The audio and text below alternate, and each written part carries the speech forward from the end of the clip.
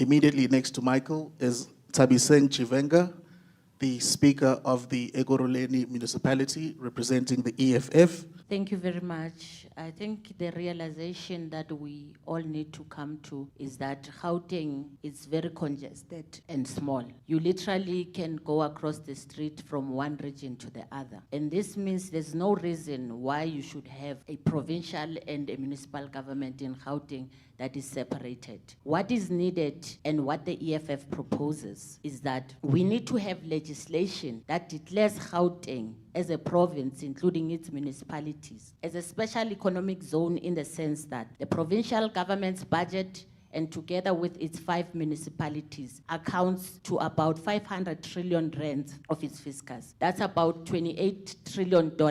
That's a lot of money. You can go anywhere in the world. You can go to Davos, China, and whatever.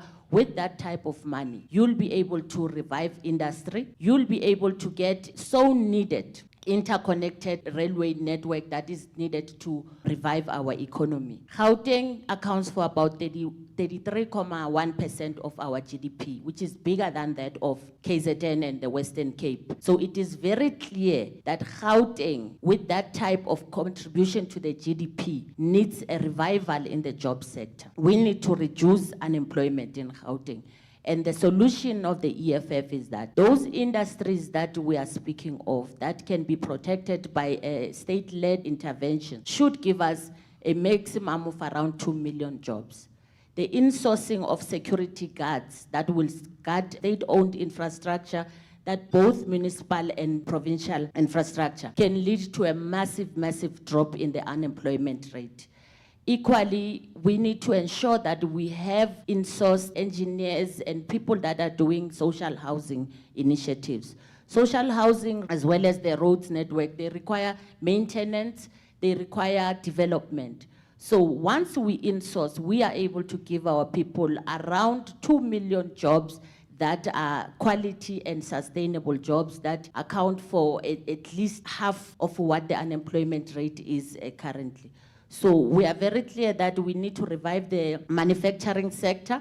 We know some of the manufacturing sites are very dormant here because we are not getting enough support for government. Insourcing, reviving the manufacturing sector, and intensive labor industries. That is the solution of the EFF. Are the panyazas the answer?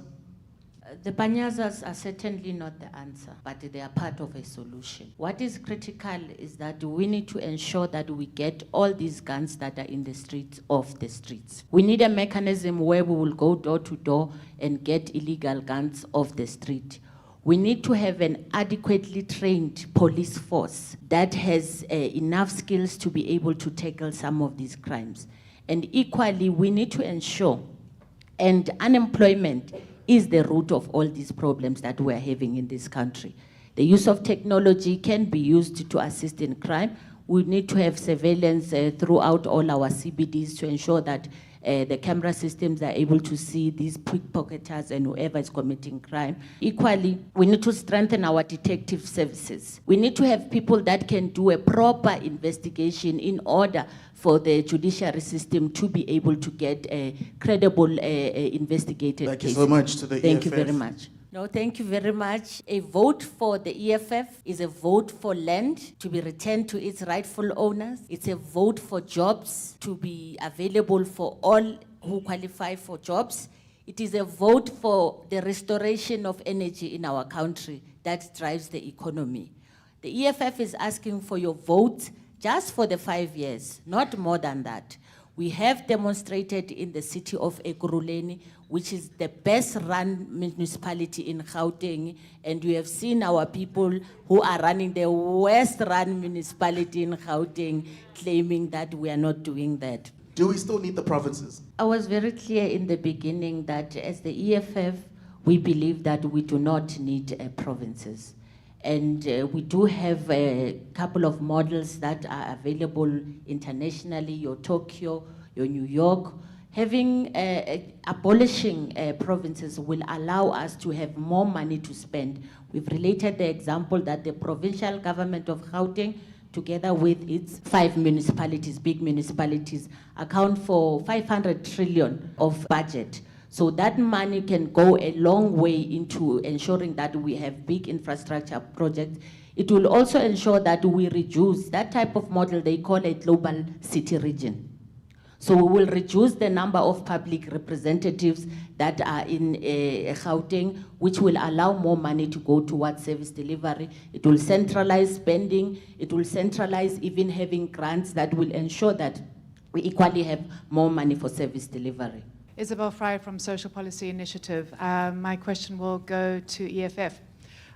We have 12 million people unemployed in South Africa. We've got poverty affecting 33 million people. We're the highest income inequality and wealth inequality in the country. Currently, we've heard a lot about the need to reindustrialize. We don't have local demand. We don't have local demand because people don't have money. Now, one of the policies that have been advocated by civil society, including mine, is a universal basic income of 1,500 Rand, which goes to everybody. It doesn't come back if you earn over a certain amount, because that discourages people. Now, what I saw in your manifesto, which I was reading last night, is a strong antithesis towards social grants. And I mean, this goes for most of the parties. The sense is dependency. My question, my point on that would be, if grants create dependency, why are those 12 million people not creating their own jobs right now? Now, from the research that we've done, we've shown that if everybody gets a universal basic income, there will be jobs and there will be the kind of economic flow that you need. Why is the EFF so adamant that it will not consider universal basic income? And secondly, how will you actually get 12 million people working if you don't consider that putting money in the pockets of individuals makes them into economic activists? Thank you. No, thank you very much. The EFF, in our manifesto, we are advocating that because of the economy that is not growing, what should be viable now is to give some sort of grant to graduates, because graduates have gone through some sort of level of education and they are employable and they need that money to be able to do their basics in terms of looking for jobs and all that. This does not preclude what we currently have in place with the governing party. This also includes your child support grant. It also includes your pensions. It also includes your disability grant. So there is nowhere that the EFF says that we don't believe in completely the universal grant. If you can check the numbers between that 350 that's given to government, which we think is very little, the child support grant, the disability, the foster grant, and that graduate grant, it should cover majority of the 12 million. Yeah, the stance of the EFF is very clear that we don't believe having borders that separates us as Africans. We believe that everyone that is in South Africa has the right to live in South Africa. Obviously, there are limitations, economic limitations, and any other issues that are only limited to citizens.